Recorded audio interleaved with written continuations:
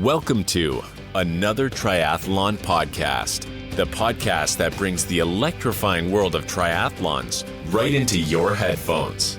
Journey into captivating conversations, share the excitement of race recaps, enjoy the humor only a triathlete would understand, and join us as we debunk myths and bring you the bare, thrilling truths of the triathlon world.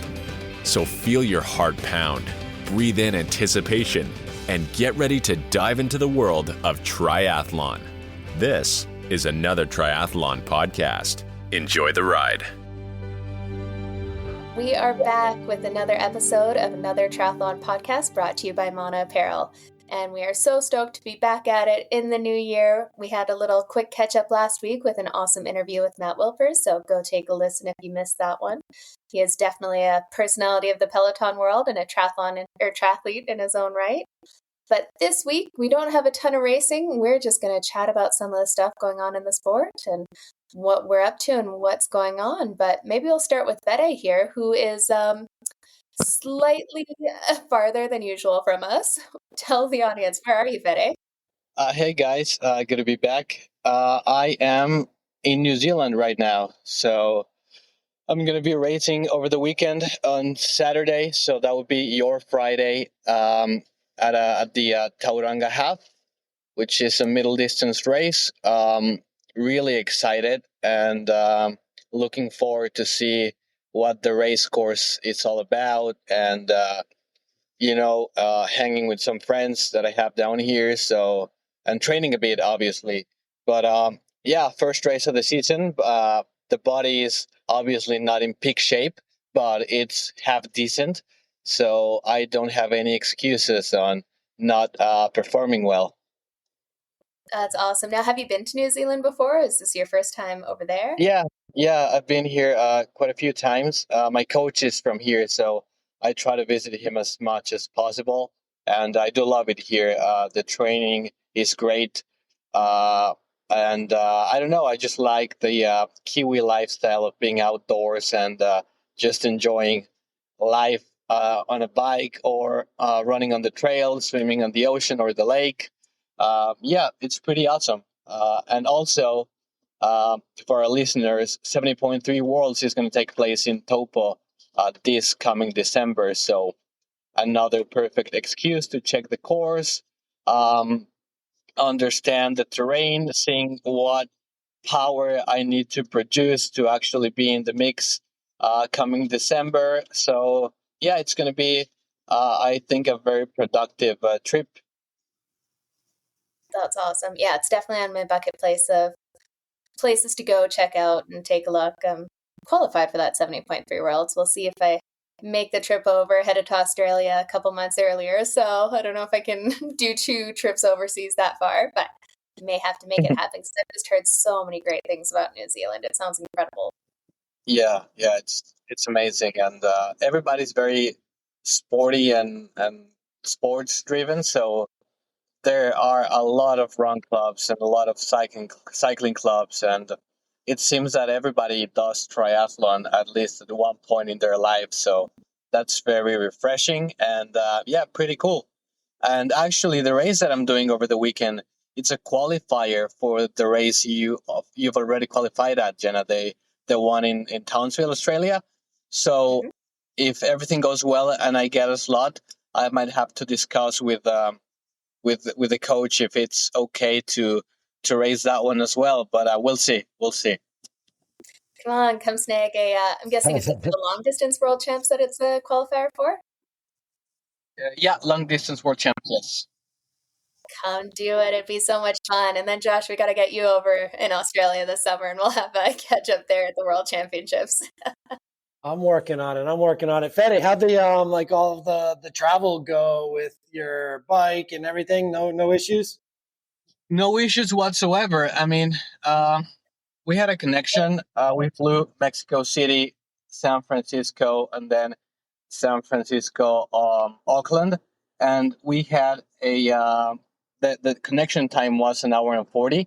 So it was pretty tight to go through customs and everything and recheck the bags. But everything went smooth, and we were the first one in line. after getting off the plane. So yeah, bike got here well. Disc wheel perfect. So yeah. Everything seems to be very good and smooth. I do whatsoever. I put a tracker on my bike bag, so every time I hop on the plane, I'm refreshing to see that the bike is near me, and then I know that they loaded on the plane. So that just gives me a little peace of mind. But if if if it wouldn't be in that way, I would have been panicking right now. Absolutely. That's the worst when you just don't know and you're like crossing your fingers, waiting at bag pickup, and you're just like, is it gonna make it? We'll see. Those airbags are the best thing ever. Yeah, I mean, If I you flew don't United, already, and United has on the app a track my bags thing, and it tells you when they loaded and they unload the bags from the plane. So that was very useful. And on the last flight, one of my bags was already loaded and another one wasn't. So I was like, of course that's a bike. And thankfully then the little check mark came, and I was happy, and I was able to go to sleep. Fair enough. Why don't more airlines have that? Like, honestly, I've flown with United a couple times, and it is such a peace of mind just knowing that it's scanned through, so it's gonna make it there. Like, oh, how great would it be? Because they have access to a lot of that. It'd be nice to see more airlines kind of follow suit. Delta has it too. And it's always a question whether the AirTag or the Delta alert is going to come first, and which one, which refresh is going to work best. I actually just booked my flights for Oceanside yesterday and got 2 bags for free, and Sky Priority and all that with our status. So thanks to all that flying last year, I'm able to fly a little more freely this year. Definitely helps. Every little bit helps when you have to travel with the bike, and just the stress of it all. Anything that makes it easier is good. Yep. Wicked. How about you, Josh? What's going on in your world? So it was a pretty busy week for me last week. Right after we had Wilpers on in the recording for that, it was following the week that I held my annual breakfast for my Peloton group here in Massachusetts. And we left a huge tippet at a restaurant for some servers, and some news channels started picking up. And next thing I know, I'm getting calls from Good Morning America and doing interviews the entire week. So there was a lot of news, and all great. I mean, I'll do any interview when it comes to something like that, because it will help inspire others and spread that good news, hopefully, to other people. So not looking for any traction myself. It's more about more people hearing about stuff like that. So it was really neat. And then we took 13 people down to Peloton this weekend for the first time that had never been before, and actually rode with Matt Wilpers on Saturday morning.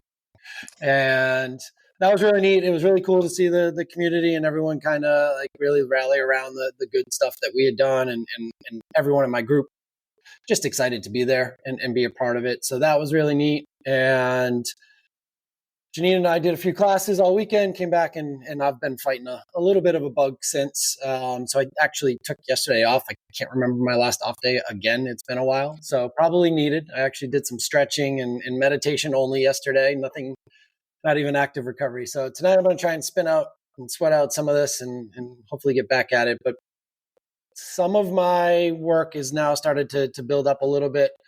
I actually did a pretty decent power zone endurance ride while I was there for 75 minutes and was able to hit my zones, which typically I've been in like zone 1, zone 2 for the last couple months. And that ride on Sunday, I was able to hit zone 2, zone 3 for 6, 8, 10 minutes at a time and really hold everything. So it gave me a lot of confidence that the training I had been doing really worked, and my heart rate stayed down, and it's hot and sweaty in that studio. So it was a really cool confidence builder. And I topped that off with an extreme hike at like 8% was the minimum incline that we were at for 45 minutes. We never went below 8%. And I was, the funny part with that is I was actually, my speed was just below what I've been running at. because I've been running at such a slow pace. I was able to get to 5.2 on the treadmill at 12% incline. I've been running at like 5.5. That was pretty eye-opening as well. And it was just a really cool weekend, and just taking a day or two off here and then right back at it. And it's going to be a couple months of just going hard, which will be really nice to get it dialed in, see where some of this training has done. I'll probably get some testing done in the next couple weeks. That's awesome. Yeah, I hope you feel better soon and can get back to 100%. But sounds like you're definitely doing the right thing, taking a little bit of downtime, let the body recover a bit. And sounds like you got a bit of training in this weekend anyway, so the rest is probably a good thing. Exactly. You know, it's funny. I actually had an athlete that I started coaching about a month ago now. It turns out he saw the Matt Wilpers interview, and he used to do a lot on Peloton. And it was actually Matt talking about triathlon that got him interested in triathlon and kind of checking it out. And then he started looking for a coach. So it's kind of funny how sometimes this is such a small world within the triathlon world, but it's cool to see that he is kind of broadening the sport of triathlon, just bring it out there, telling people a story, inspiring them. And it's definitely making an impact, which is fantastic to see. Yeah, so it's really neat when we've been going on 2.5 years or so that we've been going to the studio. We're coming up on 2 years going to the studio and actually talking to the instructors. There's a few of them that have done half Ironmans, triathlons, and then a lot of them have it on their list to do again. A lot of them, their spouses do it. And even Matt too, when Fede talked to him about this too, with some of that outdoor cycling. And then you start to meet some of the other members and how many of them are in triathlon and Ironman and outdoor cycling and doing fondos and century rides. It's really neat to see that aspect of it, because you asked him, Jenna, how hard is it to train for people who aren't here to just train, and they're not training for something specific. They're there to work out. It's their gym. And they might not have that athletic background or looking to get into a racing atmosphere, but they want to work out. And then you've got people like us who are training specifically for a reason or for a race and things like that. And how does he balance that? And then you start to see it when you're at the community and in the studio and talking to people and how different walks of life it is. And somebody's a cancer survivor and they get on the bike for that reason, or somebody's been an athlete but been injured for 2 years and then they came back through that. And it really does open up your eyes to how different that sport can be and what impact those instructors can have just by telling their stories. And that's where I think Matt and what some of the others have really differentiated themselves from some other spin instructors or virtual instructors. And it has worked for a lot of people for sure. That is very cool to hear. Awesome. Yeah. And then over on my side here of just kind of training away here, I actually just started working with another bike race to help with their digital media and advertising and social media and stuff. The Belgian waffle ride is coming back to British Columbia. Have you guys tried any of these Belgian waffle ride races? I know they're pretty popular in the States in a few locations, but it's kind of on-road. I haven't tried it yet, but you definitely turned me on to it. That's for sure. Yeah, With all of your social media around.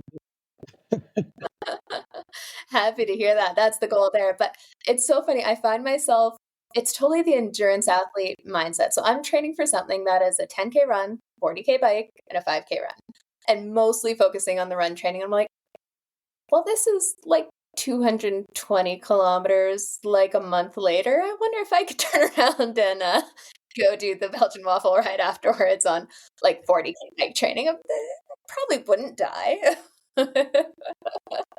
I don't think you would. Some people might. It's funny. Yeah, right now it's feeling very familiar with the training right now because I'm definitely back in base phase. So it's a lot of each day a 4-hour bike ride and the weekend an 18-mile run and stuff. Just kind of touching back in that foundation base training, which is definitely my happy place and what I'm most comfortable with. But that's going to start to shift pretty quickly to a lot more speed and high-end work where I am severely lacking. But it's been fun to kind of switch it up, doing a ton of run mileage, which I haven't done in a while because really half Ironman and Ironman is mostly about the bike. As long as your run is good enough, the bike is where it makes the big difference. So this time it is completely the opposite. I need to become a runner again. So it's been kind of fun to attempt that again, I can go forever. The speed, that hurts so much more. Have you signed up for the Carlsbad races, Oceanside weekend? No, I haven't yet. I need to take a look there. There's, a couple other things that might come up, but I'm hoping that I can make it over there. It'd be fun to, just do an actual run race, because I need to pop a few of those in this year, just to kind of dial it in and get an idea of where the paces are. But it'll be fun to switch up and do something else. That Houston Marathon, I didn't realize how early in the year it was, and it actually looked like it was a pretty good race to kind of get after it if you're in shape this time of the year, or just kind of like, all right, this is where I'm at. Let's see where I can get by the end of the year type thing.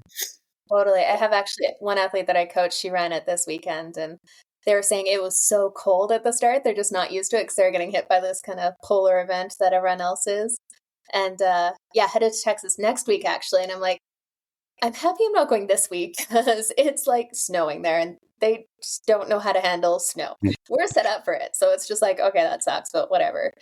But down in Texas, they definitely are not set up for any kind of snow. Everything gets shut down and nothing happens if there's the slightest bit. You all can't see Jenna just laughing away right now. All these poor Texans in the snow. And she's like, wait, what? Couple inches? I know. Oh, it's funny. That's what I have for breakfast. We just came out of, it was minus 45 the other day. So we're just coming out of the other end of it. And it's like, okay, again, that sucks, but we're set up for it, right? Even actually, we had some power alerts here kind of saying, okay, we're starting to reach the limit of our power capacity because it's been very, very cold for a long time. Yeah. But it was funny. I lived in Midland, Texas for a while when I used to work in oil and gas, and there'd be like the lightest dusting of snow and the entire city shut down completely. Because no one has winter tires, no one knows how to drive in it. And it's just like, there's no sand, there's no salt trucks. Whole different setup there, but super stoked to head over to Texas next week. We're going to be doing some fun stuff with Mana Apparel and some of our pro triathletes, and some of the elite team as well. If anyone hadn't seen, we kind of started an elite racing team as well as our age group team in there. And happy to say I'll be on the elite team, which is fun.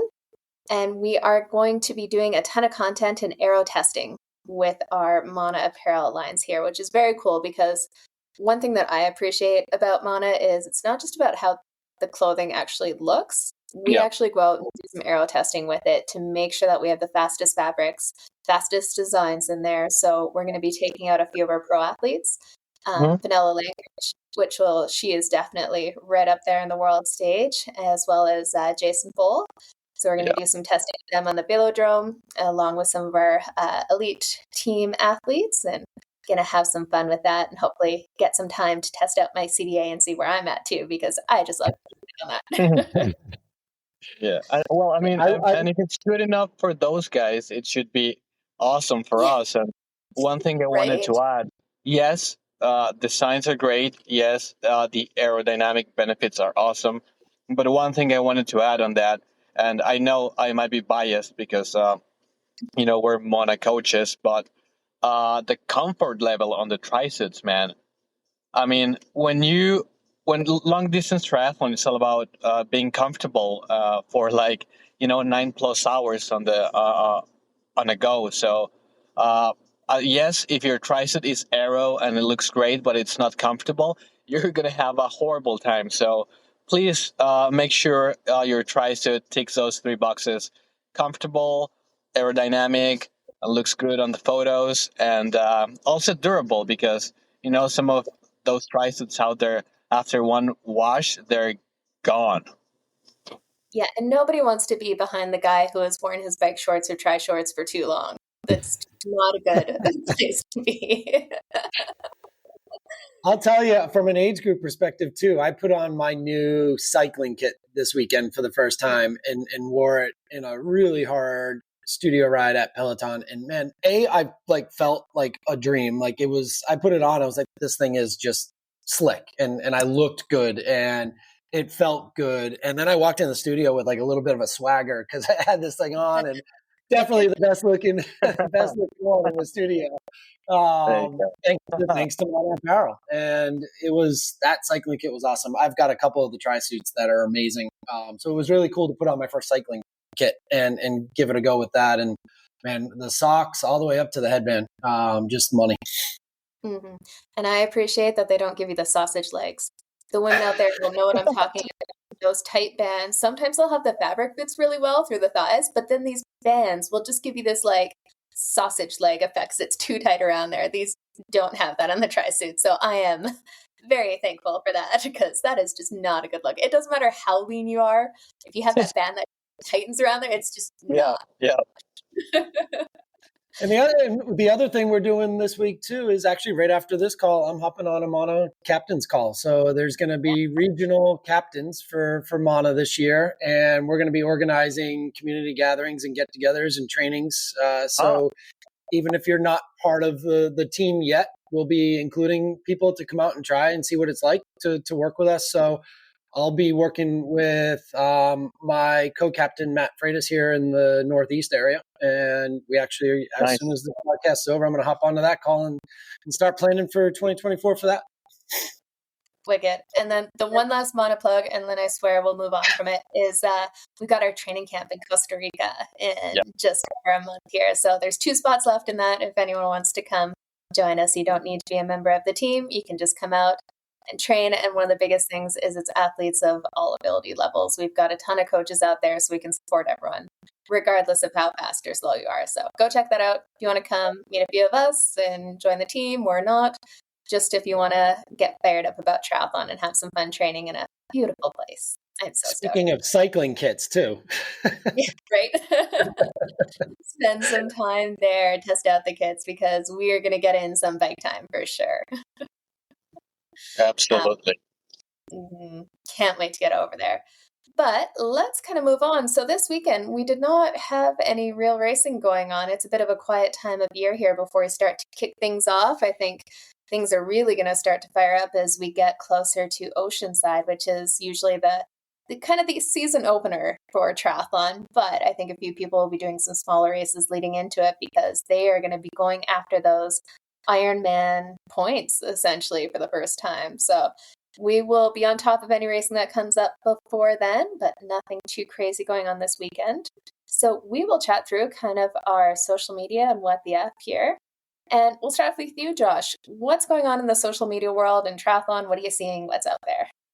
So I don't have a specific post this week. I think at this point of the year, there's just so much going on and a lot of information going on. And I'm being a sponge listening to all the podcasts. And a lot of the talk has been around, what circuit are you doing? PTO, Ironman, and there's a lot of that. So go out and listen to all of those. Jack Kelly especially, I think he's had some great coverage on it. But in terms of social media posts that I've been seeing a lot of is all of these announcements on who's sticking with their sponsors, who's switching sponsors, and what is the new technology out there? What are the new bike companies out there? And just keep your eyes out. And there's a lot of cool technology, and we're all kind of geeks when it comes to saving a few watts here and there. And some of these announcements that are going on now might lead you to the next solution for you too. So just keep your eyes out on social media this time of year. A lot of teams are announcing their new sponsors. A lot of pros are announcing their individual sponsors. So it's been really cool to watch and see who's switching and why they're switching too. Yeah, and it's funny, you start to see all of the, like I was saying beforehand, those posts where it's like, thanks for all the support over the last few years. It's been a great partnership. Love the brand. Next day, hey, here's my new bike. It's the best ever. You've never had anything so incredible as this new bike out there. And you're like, but it's triathlon. Everyone's so cordial and so nice to each other. Like I haven't seen a bad goodbye yet. I mean, we did hear that whole Sky Munch interview and all that, but other than that, pretty much everything that you've seen, like the departures are like, sorry, I'm gonna. It's been a great 3-4 years, like Jenna just said, and next day, all right, who's the new guy? yeah. But haven't seen any real bad talk. So come on, guys, somebody's got to have something. We need a little controversy. Keep it interesting.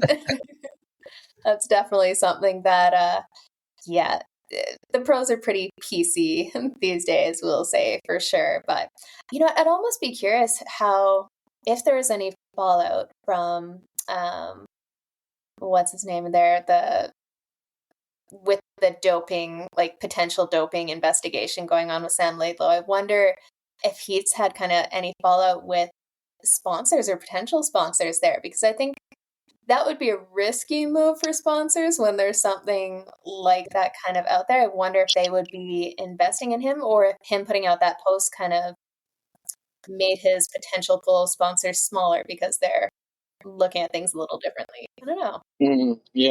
Yeah, that's definitely interesting. I think sponsors are also on the fence with that. I mean, we have to believe Sam is clean, because that's the way I want to think about it. I don't want to point fingers and say, okay, you're dirty before having the evidence.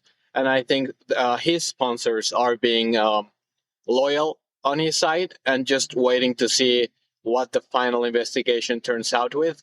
But until then, I think they're going to stick with Sam through the whole process.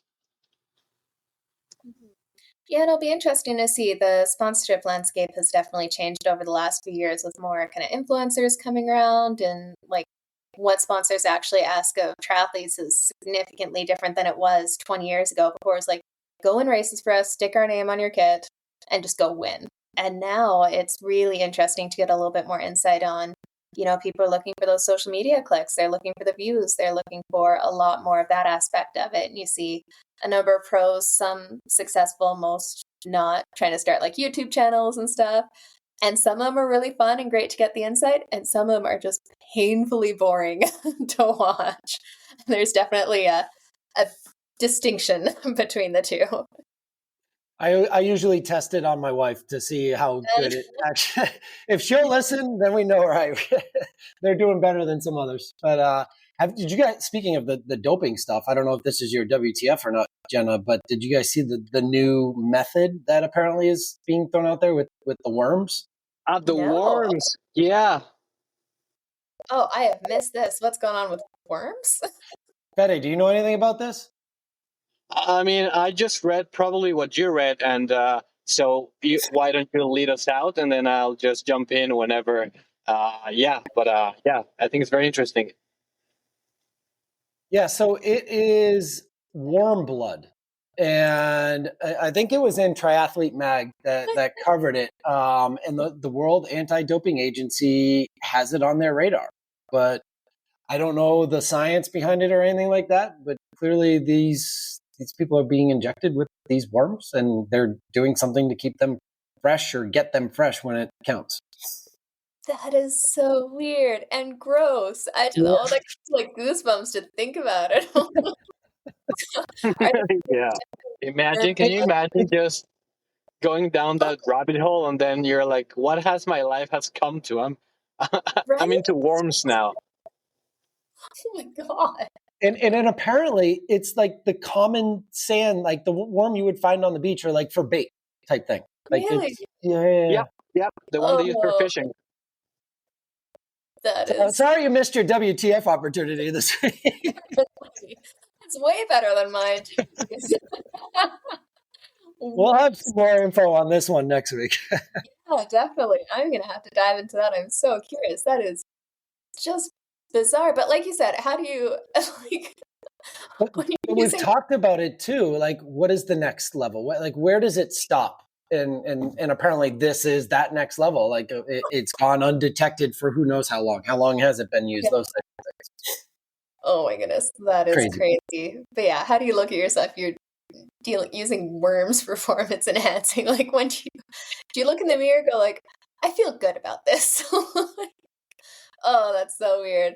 Well, speaking of what the F, we'll move on to that. And this is a little, I think some people will be surprised, most probably won't, but the what the F this week was just Lionel Sanders came out with his announcement that he will be tackling the Ironman series instead of PTO. And while from the outset that definitely plays to his strengths a lot more, but from what I hear, the PTO had some pretty juicy contracts just for showing up and doing a number of races. So the what the F is more passing all of that up for trying to go after this Ironman World Championship win. And that is something I definitely admire. It was, Ironman is what inspired him to get into the sport. That's what drove him to get better, become a pro, and that's the win that he absolutely wants. And like you mentioned, he's starting to run out of time. He's, in his mid-30s. So if he wants to make a move, he's got to go all into it. So it's definitely exciting to see. But yeah, a bit of a what the F passing up that contract money to go race Ironman instead.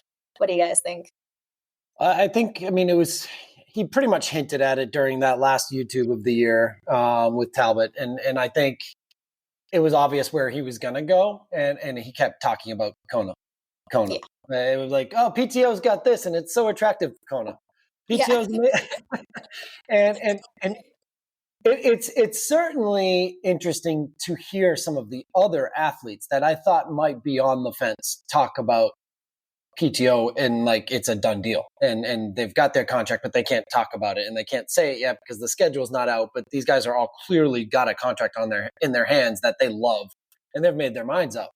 And then what Ironman events can they like sprinkle in there to balance it out? But they're going after the PTO series. And so it'll be interesting to see who does go after the Ironman series because there's going to be some opportunity there.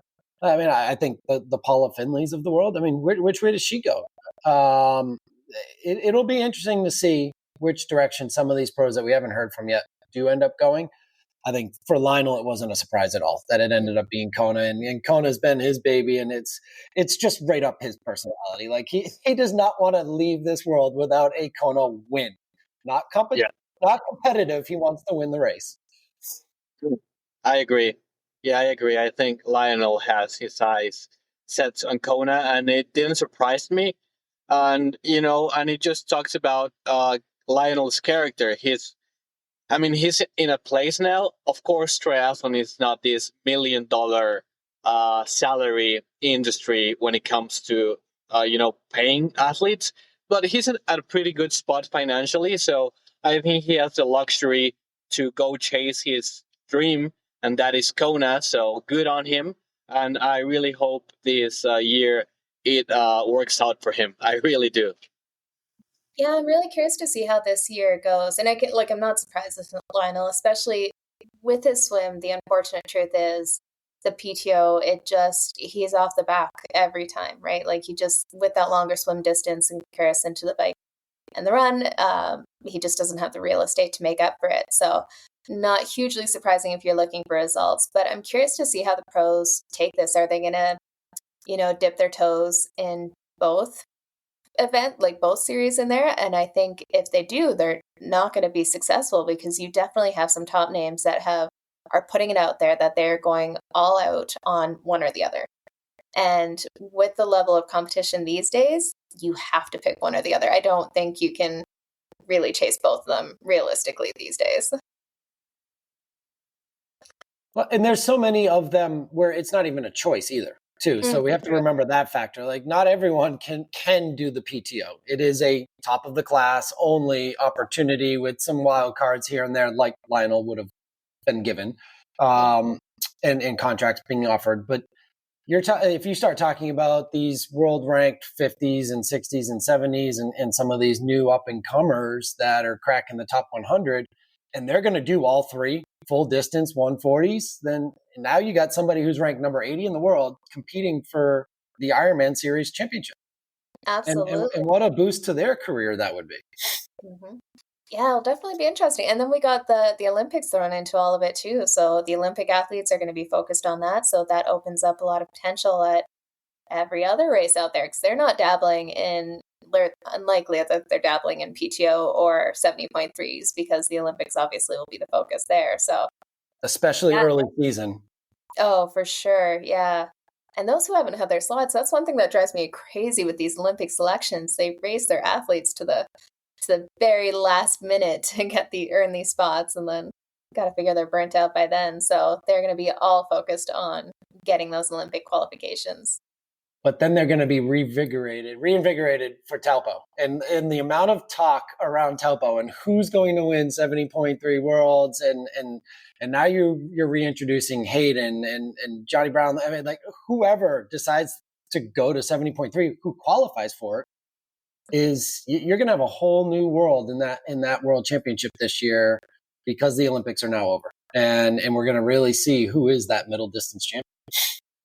Which will be good to see. Last year it was it definitely wasn't the premier race that we were kind of hoping for in there. It was awesome and like nothing taken away from the winners and the podiums in there, but we just didn't see the big names, the competitive athletes kind of rocking up to that one, essentially. So this year will be fun if they can hold it together and not get injured and burnt out by December, because that is a very long season when some of these races are starting to fire up pretty quickly here.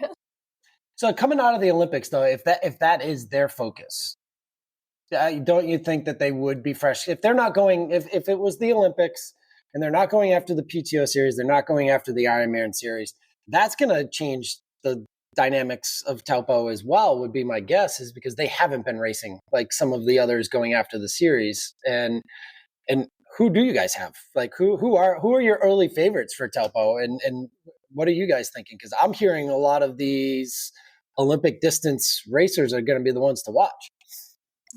Yeah. Well, I think first off, I believe that during an Olympic year, Ironman needs to probably move the world champs the way they're going to happen this year, like late in the year, so that we have potentially every Olympic champion competing at 70.3 worlds. That would mean having the race in the southern hemisphere like this year. I think that's an amazing PR move, or just lucky move by Ironman, that this year's world champs are after the Olympics. And I believe we have two contenders for the 70.3 world title, and that would be Hayden Wilde and Martin Van Riel. Those two guys, to me, right now are the fastest 70.3 athletes out there.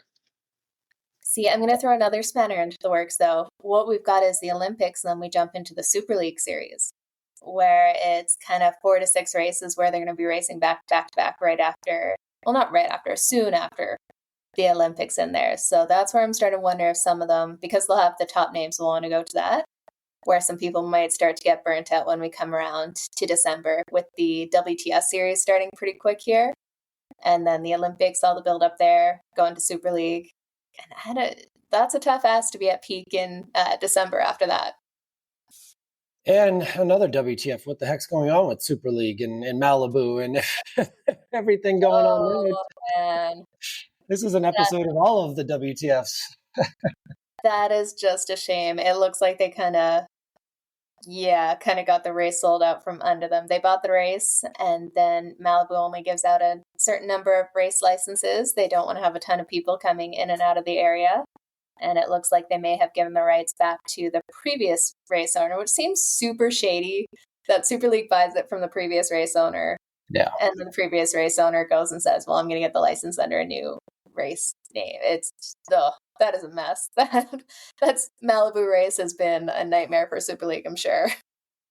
It will be interesting to see what Super League does do with their branding and some momentum coming out of last season too. I think they've had some top names obviously participate, and can they grab a hold of that Netflix rush and F1 type of momentum as well and make it a spectator sport? Yeah, absolutely.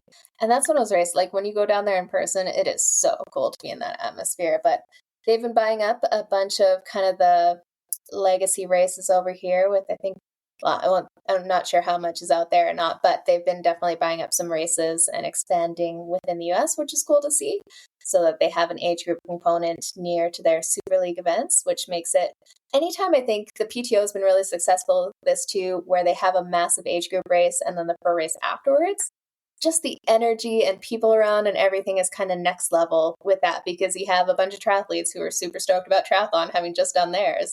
They'll go out and watch and cheer on and make it an even bigger event. And that just makes these so much more fun to watch. Yeah. Well, Fede, I think I'm in the same boat as you with Martin Van Riel and Hayden. I'm a little up on the fence with Hayden if he can hold on in the swim and get in that lead bike pack, or does he have to kind of tax himself to catch up if he loses touch of the swimmers? But I think we're all in agreement, or at least Fede and I definitely. I don't know Jenna's take yet, but Martin Van Riel is kind of in a different class right now when he's racing 70.3 and focused there. Now, yeah, we haven't seen him in a true world class field yet either, and how the dynamic of the swim determine the bike and what you've got left for the run too. So that'll be interesting. I mean, I still think it could be somebody like Sam or Jason West or Christian. I mean, who knows? But I think Martin's definitely in the discussion along with Hayden. Yeah, 100%.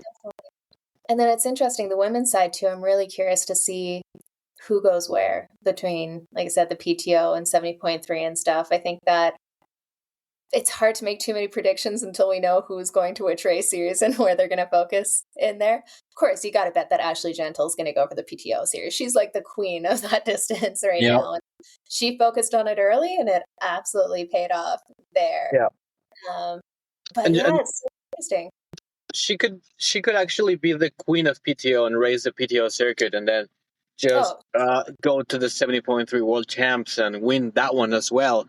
I don't see why not. I mean, unless the likes of Taylor Neve decides that winning an Olympic medal, 2 Olympic medals, because individual and potentially relay, and then going and back that up with a 70.3 title, I just can't see anyone beating Ashley unless it's Taylor.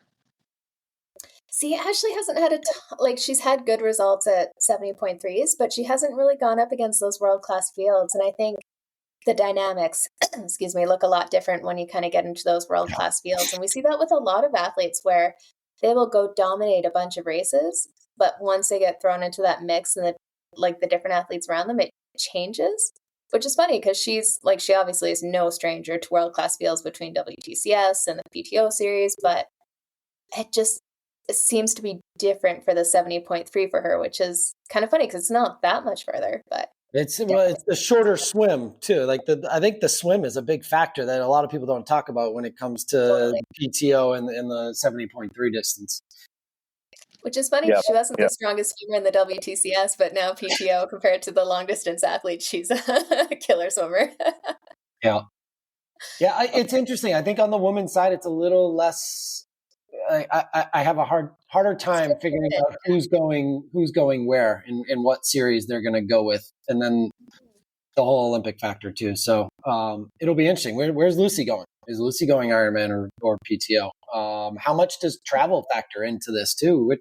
Where the races are, and so that's a little easier for some of the top end pros because they've got the money to travel. But then you've got the bottom end pros where they don't even have a choice; they're going Ironman. So do the top end pros want to fight with that, knowing that there's going to be people doing 3 full distance Ironmans? And then they've got a contract, like you said, sitting on the table. That's pretty lucrative to do all these PTO races. And how many PTO races do you have to do? And what does that mean for 70.3 Worlds at the end of the year? And how taxed are you? No, absolutely. I'll be curious to see it unfold. And it's crazy that we don't have the full PTO race series yet. Like, we're halfway through January. That is getting late.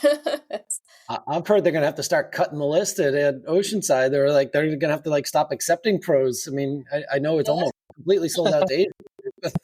How big is that pro field going to be at Oceanside, especially without a PTO list right now? Yeah. Right? Yeah. Oh, it's going to be absolutely insane, man. Well, let's roll in. We've got a question from the audience here that will go through, and you can always send in questions through our social media to any of us on here if you want to have them answered on the podcast. But we've got from Positivity and Popcorn. I get numb toes on long distances on the bike. I've tried a few things, but they've not worked. Any ideas to try? So with that, what I've found personally is often with the athletes I coach, if they are getting numb toes, it's usually happening on the bike. And typically it's a position thing. If you have some kind of impingement or you're just not moving efficiently, you're not getting the blood flow that you need to your feet, to your toes, that's when you start to get that numbness and tingling. And oftentimes it can be fixed either one with a good bike fit, which I know we talk a ton about, or 2, if it's a muscular impingement, some PT and release in there definitely makes a big difference because we spend so much time sitting at desks, on the couch, whatever.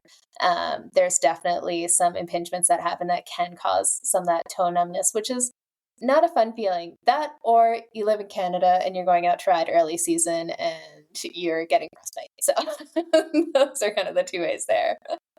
How about you, Fede? Have you dealt with this or had any athletes that have? Yeah, great question actually, and it's I have one athlete in particular who suffered from this issue, and sometimes the fact of the matter is very simple, and that would be cycling shoe choice, and because oftentimes cycling shoes are way narrower than regular running shoes, and as we're pedaling, our feet get swollen up, so check your cycling shoes and check your insoles. Sometimes a great insole is the whole difference of making or breaking your race in terms of comfort. So those 2 pointers. Great advice for sure. How about you, Josh? Have you dealt with this with all the Peloton rides and different bikes you're on between those and your regular training? Have you kind of felt this or dealt with it? Yeah, I mean, definitely. Especially with the switching between bikes when I'm in the studio, because it's not my fit. Now I know my numbers and where to put the seat post and everything's got an alphabet or a number on it. And I know where mine goes, but it still seems to be different. And I try and adjust it based off of feel where I'm at. But like Fede said, I've really focused on getting the shoes right and how tight they need to be. And like we say often on the show, nothing new on race day. Like my microphone last week, I apologize about, but don't try something new on race day. I mean, get these things tried out. Those long 2, 3, 4 hour rides on weekends. That's one of the main reasons you do them, is to figure out how you feel in your gear, in your setup, making sure your bike fit is right, making sure your back's not tightening up. I mean, one of the things that comes with the feet numbing up is also the lower back, and some issues could be tied to that as well. So the shoes, the insoles are huge, but I think where that seat post is and how far back your seat is and where you're sitting on the saddle. One of the things that I figured out in Arizona too is I was a little off center and I was a little bit more on my left side sit bones than I was on my right. And that made a huge adjustment when I made that change, just a slight couple millimeters. And now getting the balance there has helped everything all the way down to my toes. So, a lot of times too, you can pedal through it and you might be able to adjust just because you start to make the adjustments when you start to feel like that. So I've been able to pedal through it as well too. So give it some time, test out different positions as well, but then make sure you're good to go in the position you plan on spending the majority of your bike ride and your bike leg. Do as I say, not as I do. Don't travel against death race day. That is very good advice, Josh. Absolutely. Well, I think with that, we'll wrap it up for today. We were kind of worried there was no racing and nothing to talk about, but you get the three of us rolling into triathlon. We are definitely geeks about the sport. So it was so fun to chat with you guys, as always, and we will be back next week. Like I said, send in your questions, give us a shout, and we're always happy to answer them. And that, have a great night, guys. Have a good night, Fede. Watch out for the kangaroos or whatever else is over there. Nothing harmful here. But yeah, thank you guys, and I'll let you know how the race goes.